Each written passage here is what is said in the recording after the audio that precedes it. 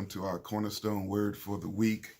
It's our weekly Bible study that also incorporates the upcoming Sunday School study as put forth by the International Sunday School Curriculum Publishing Board. I'm Pastor Augustus T. Curry. As always, it's a joy, honor, and delight to share with you in the study of the Word.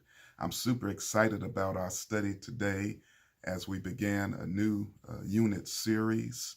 Our last unit dealt with faithful versus faithless. And now this unit series deals with the measure of faith. The measure of faith.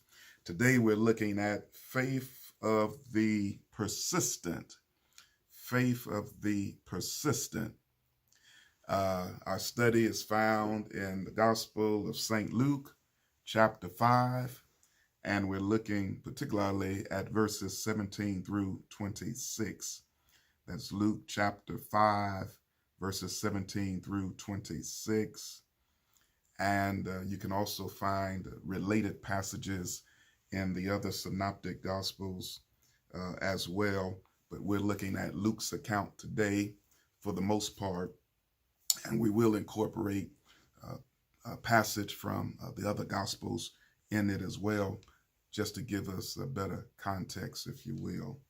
So Luke, the physician, the beloved physician, is writing this gospel, and it says here in verse 17 of Luke chapter 5, and it came to pass on a certain day, King James Version, as he was teaching, Jesus, that there were Pharisees and doctors of the law sitting by, which were come out of every town of Galilee and Judea and Jerusalem, and the power of the Lord was present to heal them.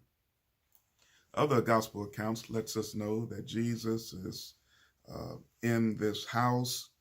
He's teaching there, and the house is just jam-packed. Luke wants us to know that many of those that were in there were Pharisees, those who considered themselves superior in the study of religious law, those who thought that somehow they could work up on salvation. The Apostle Paul speaks about that when he says, in essence, that those who think that they can work up on faith and work up on salvation are really denying what Christ did at the cross at Calvary. Christ died because we were not good enough. We could not work up on salvation ourselves. Christ died for our sins. That's the work that had to be done. It was a work that we could not do ourselves, but he did it in our place. And so we do not work to be saved. We really work because we are saved, and out of our appreciation for what the Lord has already done for us. And so these Pharisees, these doctors of the law, they're in the house. They're in the house. They're in the house. They're close to Jesus physically, but are so far away from him spiritually. You do know you can be in the church and still not be saved. I mean, when Jesus is on the cross, there's a man on the cross next to him who ends up in hell. So you can be in church and still not be saved. These Pharisees were they were sitting there in the house, but they weren't standing on the promises of God. They were there. Matter of fact, when you read the other gospel account, it says that there was this paralyzed man, and he's got four friends. They bring him to see Jesus. Verse 18 says, and behold, men brought in a bed, a man which was taken with a palsy, meaning he was paralytic. He was a paralytic. He was paralyzed. He really represents humanity without Christ, just as the man was not able to move on his own. There's only so much humanity can do on our own without Christ. This man needed friends to take him. Thank God they were faithful friends. They bring him to Jesus on a stretcher, on a mat. The mat had four corners, and of course there were four friends, so that meant that in order to get the man to Jesus, each person had to take up their own corner. It's amazing what happens when the church comes together. When faithful of the church come together, we can really get people to see Jesus. And so this man, he's paralyzed, but he's got four friends. Well, how did they hear that Jesus was there? How did they hear Jesus was there? The other gospel lets us know that it was noised that Jesus was there. It was noised. It was rumored. It was spread. It was noised. It was heralded. It was shared that Jesus was in town and that he's at this house. Subsequently, the house is filled beyond capacity. It's amazing what good things can happen when you noise Jesus is in town, when you noise the fact that Jesus is in the church house. You'd be surprised. The songwriter said, "The world is hungry for the living bread. Lift the Savior up for them to see." And he said, if I be lifted up from the earth, I'll draw all men unto me." It was noise. Jesus was there. The friends hear about it. The paralytic man hears about it. Each one takes a corner of the mat. They bring the man to see Jesus. Verse 18 again, "And behold, these men brought in a man which was taken with a palsy. They sought means to bring him in and to lay him before him," meaning lay him before Jesus. Verse 19, "And when they could not find by what way they might bring him in because of the multitude, they had to come up with another way to get him to see Jesus." They were persistent in their faith. Persistent in their faith. They could not get in. Isn't it amazing that the people did not make room for the man to get in? A man being brought on a sick bed. The Pharisees, again, were in there. Those who supposedly knew so much about the religious law. But they could not find it in themselves to make room for the man to get in to see Jesus. What a terrible thing to be in the church and you are the cause of somebody not getting to see Jesus. They couldn't get in to see Jesus. They did not make room for the man. But I like what these four friends of faith did. They didn't go backwards. They didn't give up. They just looked up. And when they looked up, they saw stairs leading to the roof of the house. This was a place where they had flat roofs, and they were places for lounging. They were rooftop lounges, if you will.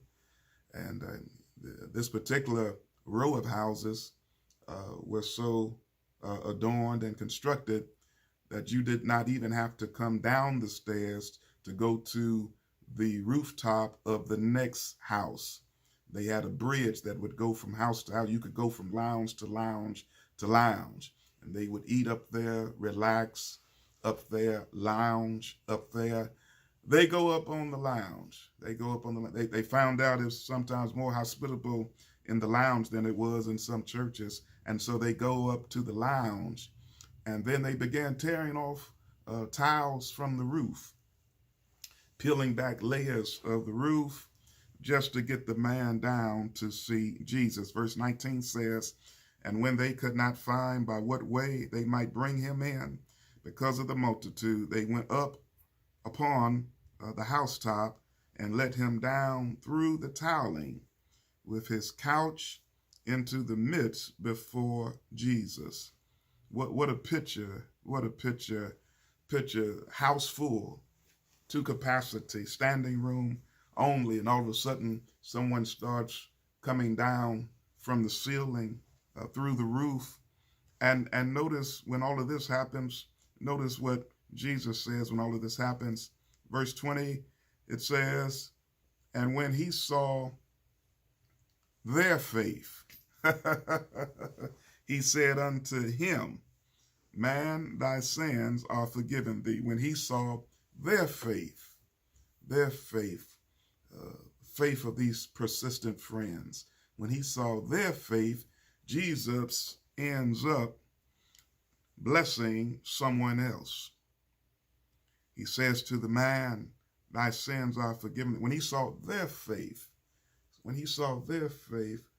was the last time your faith has been so strong that Jesus did something for someone else? When Jesus saw their faith, not just the man's faith, but their faith, the faith of the friends. What a powerful thing to be part of a church, part of a group of believers, a faithful church that has power when they come together to make a change in the lives of other people. Thank God for a church like Cornerstone. When Jesus saw their faith, he said unto him, man, thy sins are forgiven thee. Verse 21 says there's some haters there. I told you these Pharisees were there. They're supposed to be so knowledgeable about the law and the church. And the scribes and the Pharisees, verse 21, began to reason, saying, who is this which speaketh blasphemies? Talking about Jesus. They say, who can forgive sins but God alone? Wow, wow, wow. And so listen to Jesus' response. Now, he's been healing people all the time in this town, in the city, even in this house. And so they've seen him do things that they don't have a problem with. They've seen those who are blind get sight.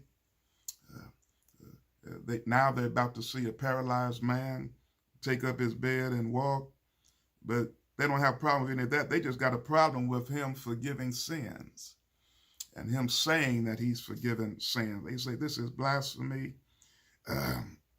Who can forgive sins but God alone? Verse 22, but when Jesus perceived their thoughts, he answering said unto them, what reason ye in your hearts? Whether it is easier to say thy sins be forgiven thee, or to say rise up and walk. The Living Bible translation puts it this way.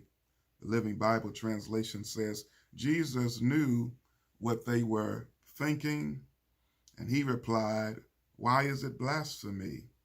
The Messiah hath the authority on earth to forgive sins, but talk is cheap. Anybody could say that. He says, so I'll prove it to you by healing this man. Then turning to the paralyzed man, he commanded, pick up your stretcher and go on home, for you are healed. Jesus says, I've been healing folk. You didn't have anything to say about that. And now I'm forgiving sins. And you say, now you want to know who I am. And by what authority am I doing this? It must be blasphemous. For only God can do that. Jesus is saying, you must not know who I am. And how would you think it's more difficult for me to do that than it is to heal a person who's never walked before, to give sight to those who've never seen before? Yeah. So he says, well, just to prove that you know who the Son of Man is. And that expression, Son of Man, don't get off track about that. Jesus refers to himself often in the Gospels as the Son of Man, is not denying his divinity. Some say, well, maybe it's a sign of humility. But in actuality, if you read Daniel chapter 7, verse 13, it says, I saw in the night visions, and behold, one like the Son of Man came with the clouds of heaven and came to the Ancient of Days, and they brought him near before him. And so It's a sign of divinity as well as of humanity. But that ye may know that the Son of Man hath power upon earth to forgive sins. He said unto the sick of the palsy, I say unto thee, arise and take up thy couch and go into thine house. Verse 25, and immediately he rose up before them and took up that whereon he lay and departed to his own house, glorifying God. Think about that. Think about that. Jesus blessed the man in such a way that he had to walk past those who would not let him in. I told you it was too tight for him to get in, but now he's taking up his bed and walking out through them and past them and glorifying God. And finally, verse 26, and they were all amazed, and they glorified God and were filled with fear, saying, we have seen strange things today. What a wonderful account of what persistent faith can do, not only in your life, but in the life of others. Thank God for persistent faith. Listen. We're going to follow this up with next week, Luke chapter 7, verses 1 through 10. Today, faith of the persistent. Next week, faith of a centurion. And then we'll follow that with Luke chapter 7, verses 36 through 50, faith of an anointer. And then we'll close out the unit with Matthew chapter 15, verses 21 through 28, faith of a Canaanite, faith of a Canaanite. But read in advance for next week, Luke chapter 7, verses 1 through 10, faith of a centurion. God bless you. God keep you. Again, we invite you to come be with us in person every Sunday morning, 9 a.m., Cornerstone Church, 640 Ebenezer Church Road, Fayetteville, Georgia, right on the Fayetteville-Peachtree City line. We'd be so delighted to have you and worship with us. The Lord is doing some amazing things here at Cornerstone, whereof we are mighty, mighty glad. I pray you had a wonderful Easter, and I pray that the rest of your week will be blessed as well. Until next time, I'm Pastor Augustus T. Curry. Be blessed.